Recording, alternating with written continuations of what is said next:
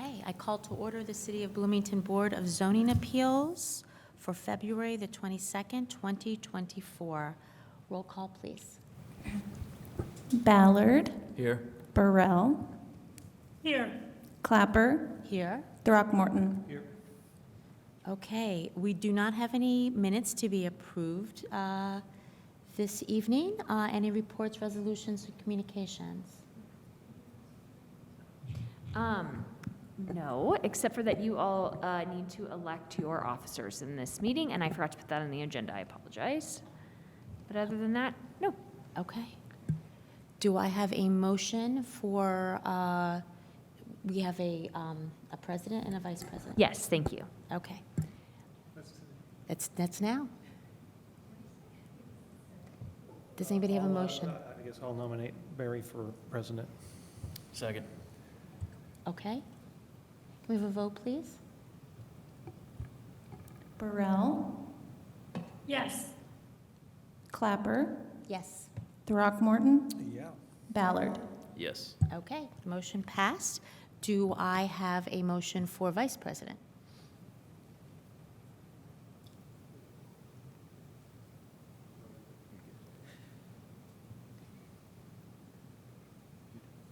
Yes, I motion to nominate Joe, I'm gonna butcher his name, Throckmorton, for vice president. I second that. Any discussion? Okay, can we have a vote, please? Clapper. Yes. Throckmorton. Yes. Ballard. Yes. Burrell. Okay. Yes. Great, thank you very much.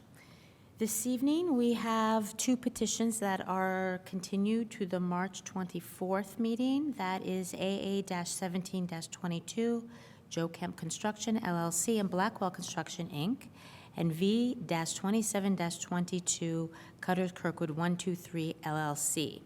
Tonight, the petition we have is V-4623, Ellen and Adam Rodkey. Can we please have the staff report?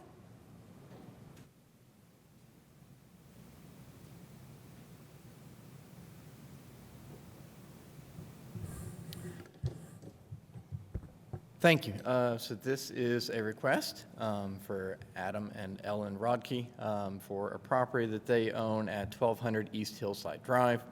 The petitioners are here tonight to request a variance from the maximum allowed driveway width and number of drive cuts allowed to allow for a new drive cut in the residential medium lot R2 zoning district. So this is for a property at the southeast corner of Hillside and Olive. It is owned single-family residential medium lot, and has been developed with a single-family lot with a drive cut on Hillside Drive to the north and a drive cut on Olive to the west.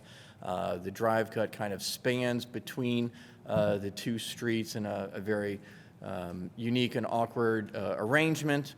And so the city is coming forward with some improvements to the intersection of Hillside and Olive that will substantially alter and remove a lot of the parking that is immediately adjacent to this property. So the petitioners have explored different ways to secure at least one more parking space. There's very limited right-of-way along Olive Street between the building and the right-of-way line.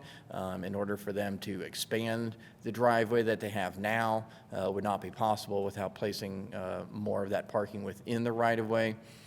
So the intersection improvements would remove the area where the asphalt is and where the truck is parked now, and reduce it to just the concrete drive cut that is there. They would be widening that intersection to allow for a dedicated turn lane. It's only about 1 lane wide now, as well as installing new pedestrian crossing improvements, crosswalks, as well as signals for pedestrian, a push-button access for lighting there to help promote safe access across Hillside Drive. So as I mentioned, the petitioners have explored different possibilities to create one more parking space. The property is certainly unique in the width of the property, but more specifically, how much land is there between the building and the street. It's only about 12 feet deep between the deck and the right-of-way line. As I mentioned, we are removing all of the parking along the Hillside Drive access, so that drive cut is being removed. So they do still have the concrete driveway that is in front of that garage that I showed previously. However, the depth of that and the width doesn't allow for that to be widened. So they are requesting to create one parallel parking space that is immediately adjacent to Olive Street. This would be the best arrangement that would guarantee or get one more parking space. It would not create another drive cut on Hillside. In fact, this petition would be removing that drive cut on Hillside Drive, and would allow them to kind of make use of the property. There is a lot of grade change that you can see in that street view image with the retaining wall, and the grade change kind of happens. Olive Street goes up in elevation as you go north. And so the parallel space was the best arrangement that would minimize impacts to the property, still allow for one more drive on the property, so there would be a maximum of two on this property, which is certainly typical and customary for a single-family use. And so they're requesting the variance to allow for two drive cuts because property is only allowed one drive cut that would be 18 feet wide. So they're requesting the variance to allow two drive cuts and for that width to be more than the 18 feet. So this is to accommodate the existing drive cut that's about 10 feet wide plus the 22 foot that would be proposed for the new parallel space. So with this, we do make findings in our staff report. We do not find that this approval will be injurious to the public health, safety, and morals. Conversely, it would be increasing that because we are removing a drive cut from Hillside, placing it on the lower classified street. So this would improve driver safety. We do not find any adverse impacts on the use and value adjacent to the area. It's still a single-family use. The number of drive cuts or the number of parking spaces that are allowed would still be two, which is customary for a single-family residence. And then the unique conditions that are peculiar to the property in question, we do find that there are several. One is the lack of right-of-way or the space between the building and the right-of-way line. The topography along here that does not allow for any new spaces to be created within this property, and working with the existing topography there, and that it could not be widened because there's just not enough frontage on Hillside Drive in order to create any new spaces there. So we do find several conditions that are peculiar to the property that do present practical difficulty. And so with that, we are recommending approval of this variance request with the one condition that is listed in staff's report, and I'm happy to answer any questions. Okay, thank you, Eric. The petitioner, if you'd like to step to the podium, please. Do I need to sign in?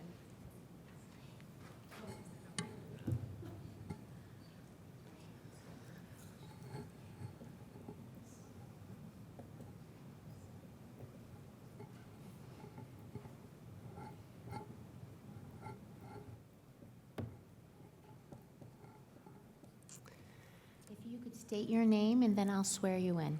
Okay, Ellen Rodkey. Do you swear or affirm to tell the truth, the whole truth, and nothing but the truth? I do. Okay, you have up to 20 minutes to state your petition. Well, I do have a 20-minute presentation prepared, so I'm just kidding. No, I mean, I think Eric covered it. Adam and I have lived in this home since 2007. It's our primary residence, and with the proposed work for the Weatherstone Hawthorne Greenway, and then how that then impacts that intersection, we're just hoping that we can find a way to get that second parking space. It's not uncommon to have two cars for a single-family home, especially in Bloomington, and so just happy to answer any questions, but thanks for considering the request. Okay, thank you. So we are to the board for any questions of the petitioner or staff. Flavia? No? Okay, then we are to the public. There's no one here in chambers who would like to speak to this petition. Is there anybody online? No? Okay, then we are back to the petitioner for any final comments? No? Okay. Then we are to the board for action. Move approval of V-46-23 with the condition that the approval is for the submitted driveway design and location only. Okay, do I have a second? Second that. Okay, any discussion? And we are ready for a vote. Throckmorton, Yes. Ballard, Yes. Burrell, Yes. Clapper. Yes, okay, the petition is passed and the variance is granted, and we're adjourned. Thank you.